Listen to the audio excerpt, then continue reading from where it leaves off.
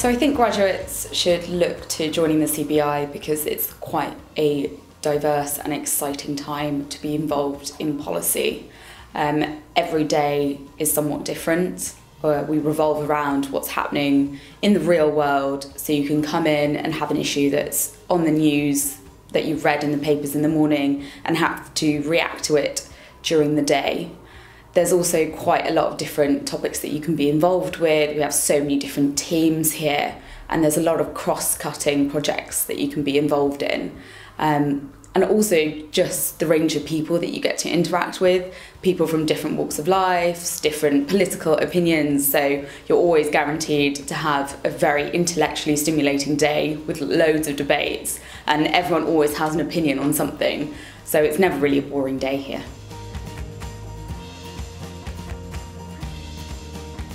So with a placement here, I think one of the greatest opportunities is to watch how policy evolves and be part of that change.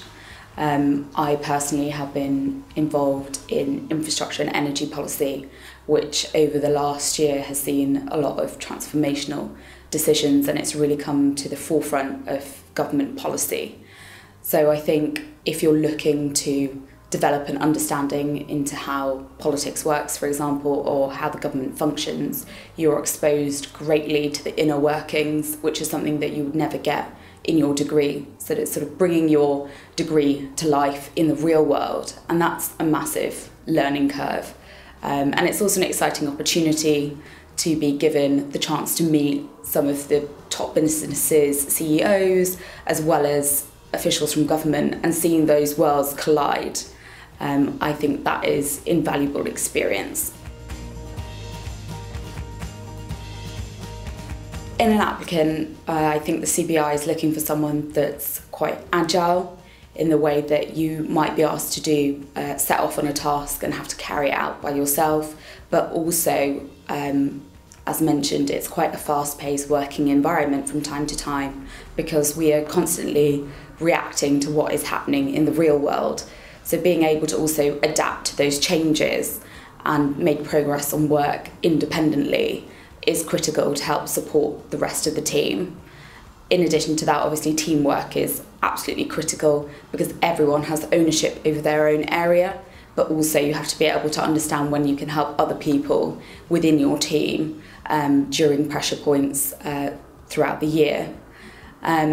Collaboration is something that I've mentioned, and also that goes beyond to working with our marketing teams, our product design teams, as we work a lot with members as well. So being quite agile in your thinking and also being sort of one step ahead, being in touch with your members and finding out what they want so that you can respond to the things that are most important to them. So the recruitment process for the CBI initially is quite conventional in that you send across an application with your CV and cover letter attached. What I found quite different is there is no sort of ideal sort of framework when you apply for policy. It's quite hard to find out maybe from a careers team at a university as to what exactly people are looking for, and it's quite a multidisciplinary set that people are looking for when they look at your CV. How I describe it is different was the type of tasks. So you're sort of looked at from an analytical perspective, but also your written and communication skills are critical because in the policy world a lot of what we do is through communication, so you have to be quite articulate in the way that you express yourself. I think another sort of different part of it was meeting different people from different areas of policy. That was a unique part where you didn't have to sort of pigeonhole yourself to one policy area. It's quite fluid and you can pick up any different area, and if you express a certain interest in a particular policy, then they could find an area that would most fit you. So that was something quite exciting because it's quite daunting being asked narrow questions on a subject that you might not have even studied before, and you're still trying to find your way and what you're interested in. So having that scope was something really great and different. In the political environment, Brexit is obviously at the forefront of a lot of the work that we do. But as a policy advisor in the infrastructure and energy team, domestic issues are very high up on the agenda, and we continue to focus on big projects and the delivery of those whilst Brexit is taking place. When we interact with members, whilst this is a key issue, we also have to keep on ticking over with projects that are happening here. It's an interesting time because we've seen sort of a displacement in government as well, and we're seeing the opposition rise a little bit. So it'd be interesting to see how that develops over the course of the next few years.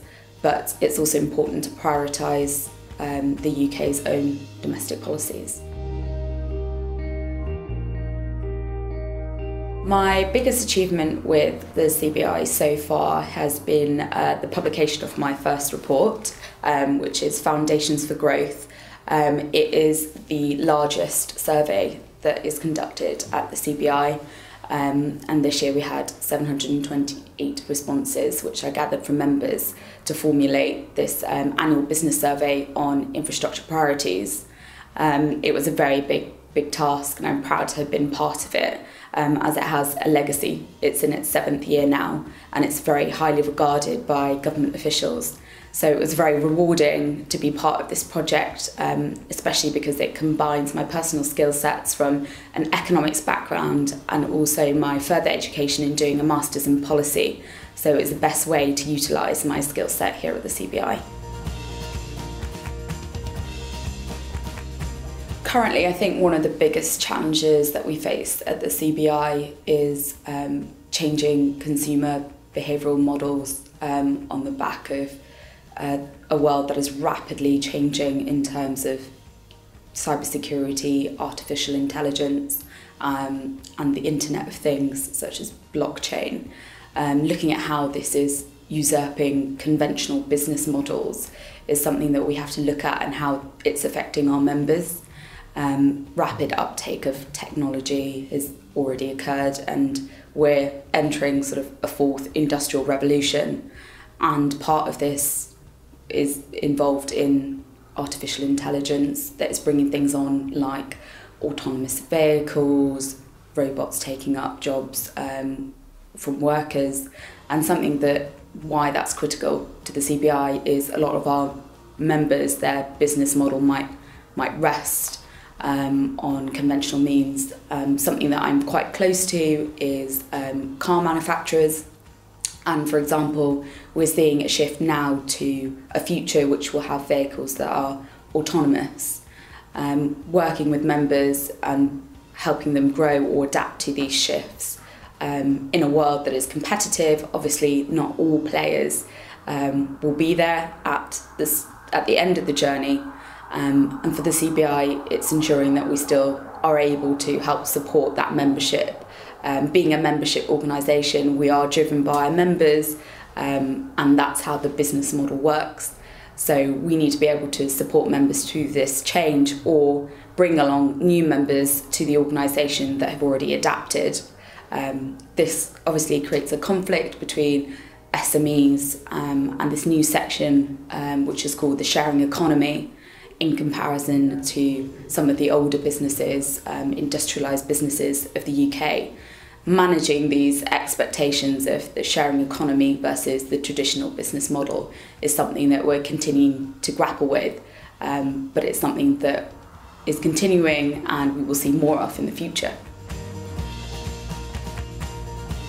For the future of the CBI, I see us becoming a mouthpiece for that middle ground in between business and people. We're able to convene a great amount of people, and we represent a lot of businesses, but increasingly so I think we found that the electorate themselves are unaware of what business does and what it means and how it impacts them on a daily basis. We are currently doing a little bit of work on this, but ultimately the case for business is to create a prosperous society. And I think we have a value in being that middleman, in bringing the two together. And that starts with the people at the organisation coming from different backgrounds and adapting to different skill sets to help aid that transition.